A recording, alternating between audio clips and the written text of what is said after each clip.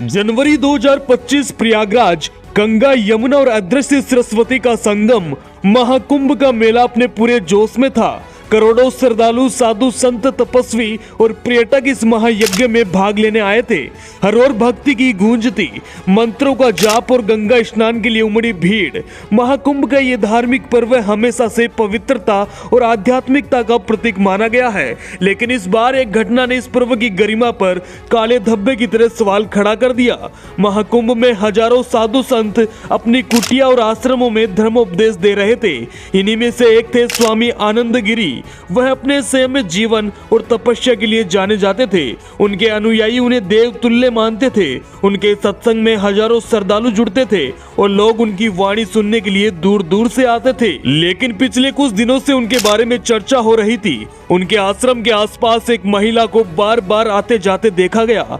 वह महिला साधारण कपड़ों में थी और उसने खुद को साध्वी बताया था। हालांकि कई लोगों को उसकी उपस्थिति असामान्य लगी, लेकिन स्वामी आनंद गिरी के प्रति गहरी श्रद्धा रखने वाले भक्तों ने इन बातों को नजरअंदाज कर दिया। आश्रम के पास रहने वाले एक अन्य साधु स्वामी वामदेव ने इस पर ध्यान दिया। उन्होंने देखा कि महिला अक्सर देर रात कुटिया में आती थी और सुबह तड़के वहां से निकल जाती थी। उन्हें ये बात अजीब सी लगी। एक दिन उन्होंने पुलिस को इसकी सूचना दी। हालांकि इस शिकायत को गंभीरता से नहीं लिया गया, क्योंकि स्वामी आनंद गिरी का नाम काफी सम्मानित था। लेकिन जब यह महिला 2 दिनों तक लगातार कुटिया में रही तो स्थानीय लोगों और अन्य साधुओं के बीच फुसफुसाहट तेज हो गई। आखिरकार पुलिस ने मामले की जांच करने का निर्णय लिया। एक टीम बनाई गई और रात के समय कुटिया पर छापा मारा गया। पुलिस जब कुटिया के अंदर पहुंची तो वहां का दृश्य देख सभी को हैरान कर देने वाला था। स्वामी आनंद गिरी और वह महिला आपत्तिजनक स्थिति में पाए गए। पुलिस ने तुरंत दोनों को हिरासत में ले लिया। महिला ने बताया कि वह पास के ही गांव की रहने वाली थी और पिछले कुछ महीनों से स्वामी के संपर्क में थी। पुलिस ने कुटिया की तलाशी ली। वहां से कई आपत्तिजनक वस्तुएं, महंगे गहने और नकदी बरामद हुई। इन सामानों ने साफ कर दिया कि स्वामी आनंद गिरी का जीवन साधारण तपस्वी का नहीं था, बल्कि वह लंबे समय से इस आड़ में एक ऐसो आराम का जीवन जी रहे थे। जैसे ही ये खबर फैली, महाकुंभ में हड़कंप सा मच गया। श्रद्धालु जो स्वामी आनंद गिरी को भगवान का अवतार मानते थे, खुद को ठगा हुआ महसूस कर रहे थे।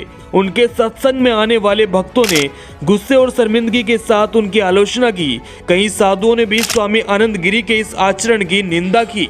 पूछताछ के दौरान महिला ने बताया कि वह आर्थिक तंगी के कारण स्वामी के पास मदद मांगने आई थी। स्वामी ने उसकी मदद करने का वादा किया, लेकिन बदले में उसे शारीरिक संबंध बनाने के लिए मजबूर भी किया। उसने कहा कि वह डर के कारण यह सब सहती रही।